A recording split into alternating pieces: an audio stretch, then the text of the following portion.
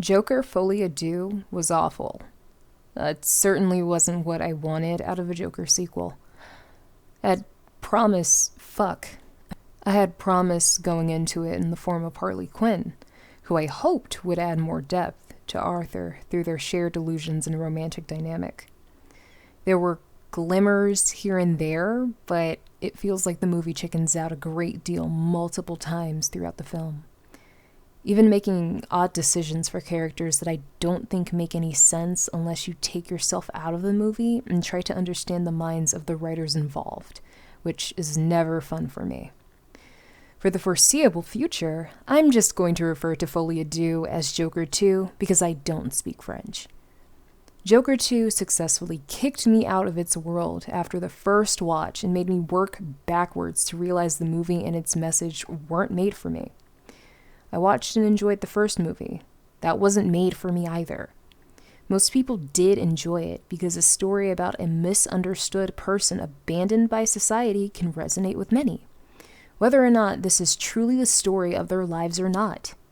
It surely gave supply to several collective victim complexes. What I don't understand about Joker 2 is that it abandons Joker in a way that was very unsatisfying and, quite frankly, a mean-spirited way, even by the movie standard. If we are meant to understand that Arthur is deeply misunderstood as a person, he is very consistently punished by the narrative whenever he acts as himself. This is driven home by the end of the movie. It's a very eerie note to leave the film on.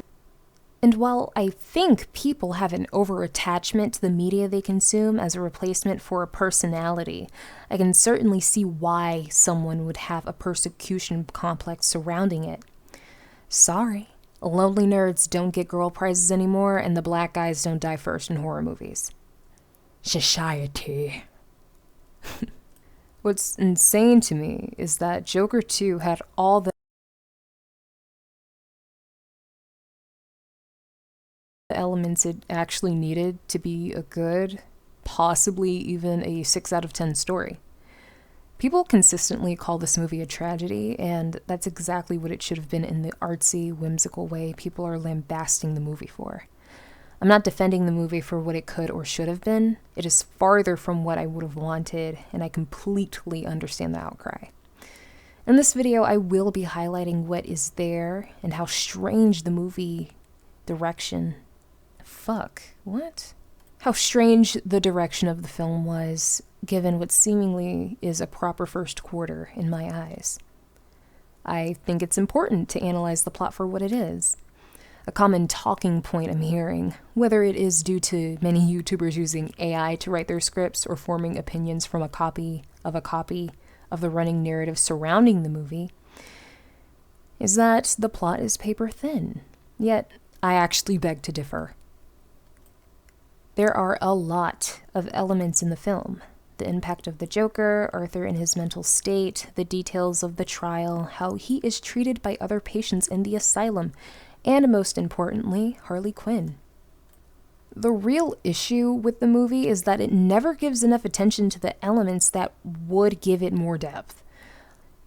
It would rather focus on its lengthy musical numbers for the sake of itself, which I agree is a misfire because these sequences don't lend anything to the romantic tension or development between Harley Quinn and the Joker as a couple or as individuals. Not in the sense that they give new insights or inner thoughts to the character at all, unless the movie is meant to believe the audience is stupid or not genre savvy and actually buys into Harley Quinn's love of the Joker as a genuine connection and not her just using him. It seems to insist upon itself because we are already familiar with the Joker and Harley, not taking into consideration that we still need proper build-up between the two romantically, even though we know who these characters are and where the story might be leading. Their relationship is paper thin, even though we know where this is going, and the movie takes full advantage of that. I mean, like, what's a little extra scene with Arthur catching Harley singing and expertly playing the piano to give us a subtle nod to her actual upbringing of a rich girl lying about her background? Or having a staff member saying that she's got bunches of missed calls from her family worried about her, to which she ignores or vehemently rejects and tries to hide from Arthur. This automatically creates an added layer of tension in their relationship instead of a seemingly disconnected musical number with Joker talking at the audience about how he doesn't know if he should trust her or not. Whoop-de-doo. Other elements like the trial were fleshed out. We also already know about the impact Joker had in the previous movie, which I will expand on later. As a side, the musical numbers in film aren't inherently an issue. In fact, these types of elements in film and TV are used to get deeper insights into characters, as stated, and their previously unknown feelings or mental states to hint in later or previous events in the story. In Joker 2, however, it quite jarringly beats us over the head with the obvious. Harley is using the Joker to gain attention and notoriety. That is about it. I'm honestly unconvinced of the amount of attention she was garnering and how seriously she was taking the building a mountain part of the plan. I won't harp on this too much because this is more about me wishing for a better film, a thing I do a lot. But I also find it very fascinating that after meeting and starting a romance with Harley Quinn, Arthur actually begins showing affection to his lawyer. Another woman, a professional handling the gritty details of his childhood, coming to his defense. I won't get into how much of a missed opportunity this is, especially considering Harley Quinn's own story from the comics, but I digress.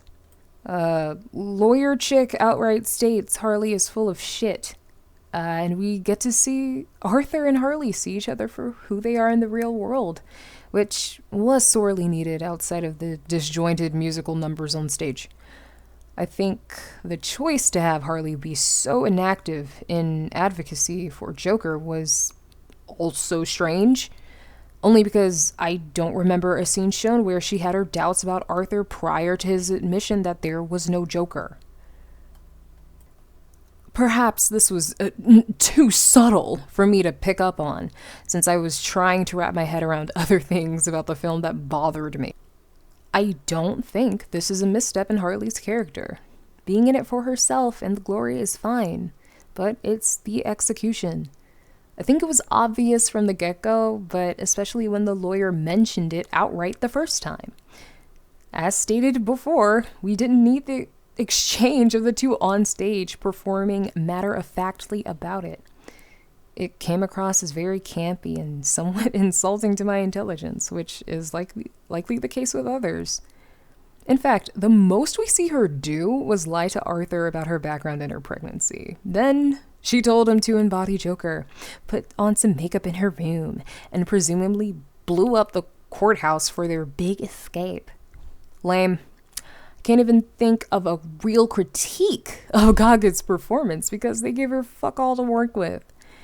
If a new take on Harley Quinn was what they were going for, then what a snooze fest. Oh my god. Continuing my harp on the NyQuil that is Harley Quinn's character in this movie, a new interesting Harley would be her doing something on her own accord, possibly rallying the already divided masses to Joker's side and causing even more chaos and disarray in the city.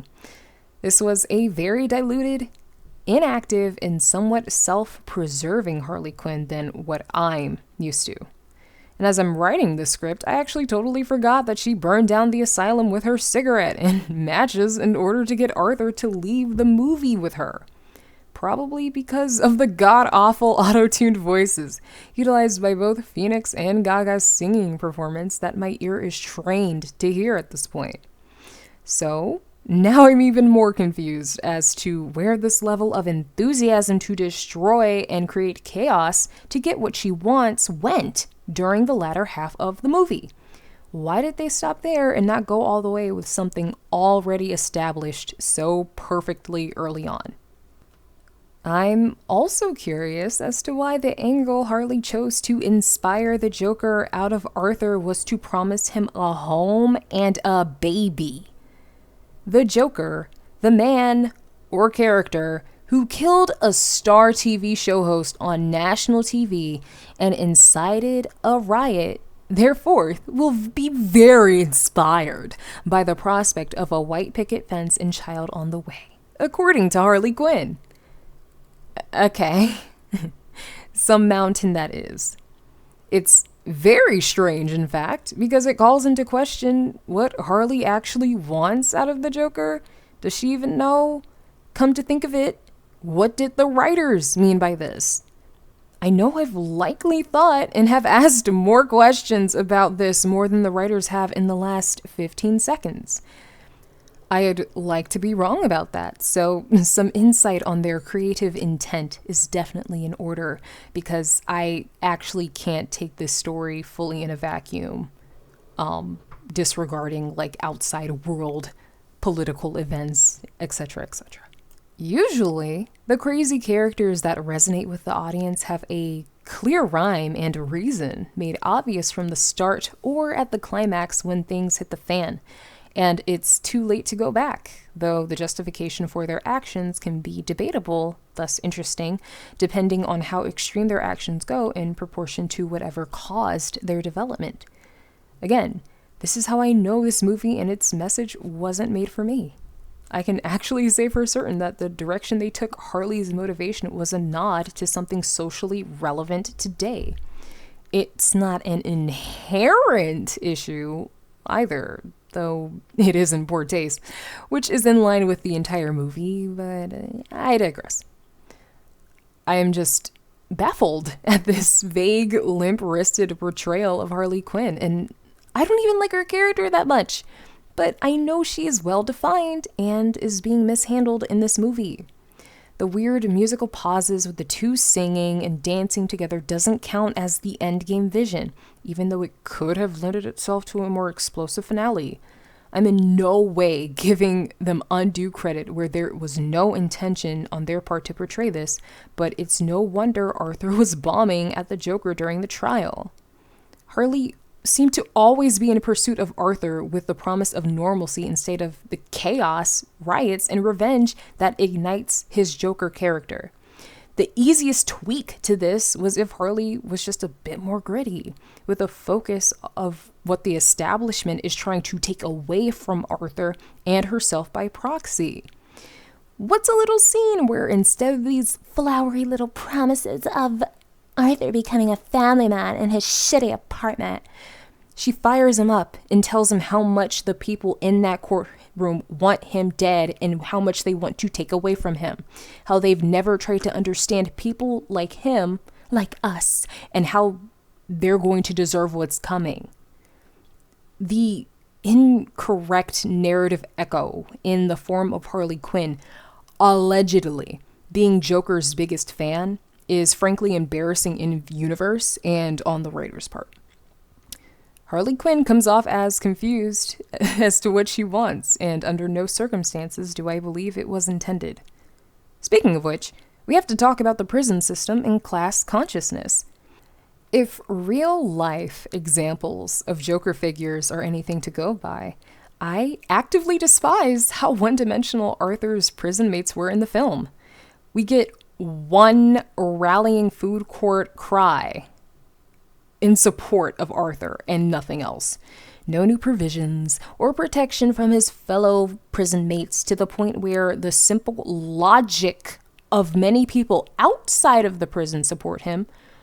Where are they helping him from the inside of the prison? It makes no sense. In fact, it speaks to a level of atrocious ignorance of these prison dynamics and a failure to even try to get it or do the base research to get it. Well, anyway, the parts of the film where I was most invested came from the entire trial portion. First-hand testimonies from characters in the previous movie. And yeah, I think this was handled well top to bottom. Everything done in the trial lended itself to Arthur's defense, whether the jury bought it or not, including Arthur performing as the Joker. It doesn't matter what the jury thought, because again, Harley was right to guide him to become the Joker. What mattered was public opinion of Joker. They loved him, and things were still getting out of control outside, with more supporters than detractors, in spite of Arthur's environment and what people already not on his side were in his ear about. Harkening back to Harley, what a waste. She had the freedom he would need to bolster support, shifting the narrative of being a pathetic loser to one who rose from the ashes to stand up for himself, because he did what everyone else in his shoes didn't have the guts to do, right or wrong.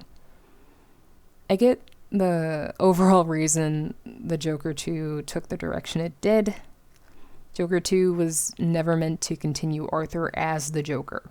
That is something I intuitively knew before the movie came out. However, the film didn't earn the right to satirize itself with its musical numbers, because it failed to convince or invest people into the relationship that hinges on the outcome of Joker and how he handled the consequences of his actions. Also, there were a few scenes which were downright horrific to watch, especially with it being outright stated to us that Arthur went through child SA and he had it happen to him again in adulthood on screen. I know Warner has tried to market DC as having the gritty, darker superhero movies, but that was a little too grim to be in this film with frequent and out there musical breaks, you know? Coupled with the fact that he dies on a low point anyway, I don't think this depiction of male prison rape is necessary, even though we know it happens in the real world. Arthur is very well tortured, and it didn't add anything. God. Overall, the premise had promise, but the elements of the movie were mishandled. If a little bit more thought was put into it, and less of a desire to subvert expectations, the fall and end of a beloved character could have been great. I think there is nothing wrong with giving the audience what they want, though, especially when the story that was told in its place was pretty much only meant to just satisfy the people that really liked the first movie, not necessarily to make people think. This movie isn't very deep, and neither was the first. I have to say that because I think whether you love or hate the first or second movie, nothing was particularly layered in deep character study and subtext that people claim exists in the first movie, and thus squandered in the second. Everything was pretty by the books at the start, and now we have this oddly constructed movie dismantling a really well done first movie in the name of what exactly? It can't be money. This is why the Joker never having a well-defined backstory is what holds up the mystique of his character. Attempts to do so are mistakes. If the intention was to somehow take the edge off the first film and Joker as a character, then this movie actually does a terrible job at it. Nothing about the Joker in this movie was deconstructed, but everything about Arthur, the broken man forgotten, literally raped, and ultimately killed by the society that failed him was. How tragically lame and mean-spirited. Thanks, Todd. Very cool. Continuing to speak in a meta sense, I think it's high time to grow up a little and look at the larger picture of the dedication that Joaquin Phoenix puts into the role and the cost to his body it's taken. He doesn't even want to talk about the movie when questioned during interviews. I wonder why. I just wish the story gave him a bow out with a blaze of glory rather than what we got in exchange for a really great first film. I think he deserved to be a little bit cooler if we're not going to see him in his incredible dedication again. I also have to reiterate that Lady Gaga wasn't given much to work with either. I'm not sure how she feels about it, but calling back to what I mentioned earlier, I think there could have been a more creative option than trying to convince us Harley is a super sick and twisted mind corrupted by the image of what Joker symbolizes, desiring true chaos and justice for how society treats the forgotten by dangling the ultimate fantasy of a home and child as the main man's motivation. something that kind of exactly toes the line of societal expectations of their stocks and bonds. I mean, flesh and blood human beings, by taming yourself with new responsibilities instead of tearing down the society that forgot you with the freedom you had. Honest to God, riveting stuff, Todd and friends. I don't know what you guys meant by all that, but you've clearly outdone yourselves. As we know with Hollywood, they don't care about the art, but the money and the potential to make more. I guess they forgot subversion for the sake of it, and the rage bait that follows doesn't work anymore as a marketing campaign.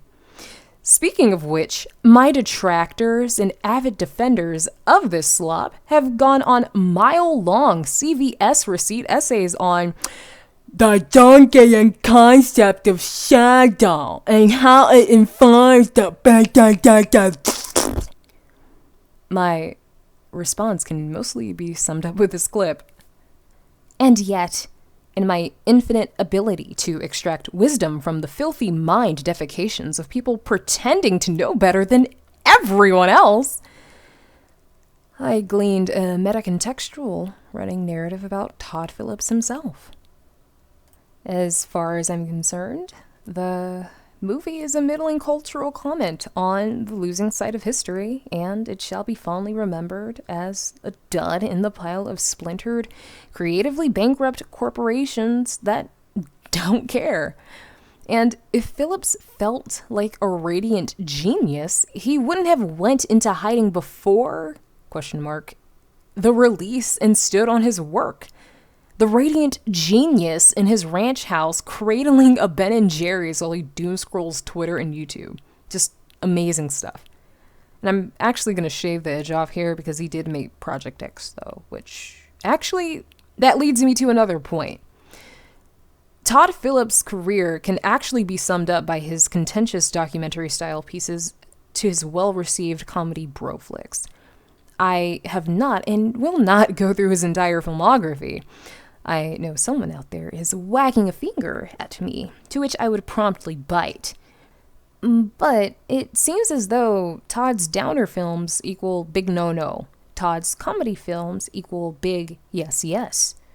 Joker 2 probably feels as though this movie is a horrible Frankenstein mystery meat of everything that has inspired Phillips to make films in general. His talent is not lost on me, and I mean, you could cherry pick scenes from terrible movies and go, yeah, that one scene out of like 30 minutes was real good. However, there's this unshakable feeling I got leaving the theater and still feeling months later, after not even having thought about the film, of a palpable lack of creative self-awareness and how to actually punch down on an audience you have a bone to pick with.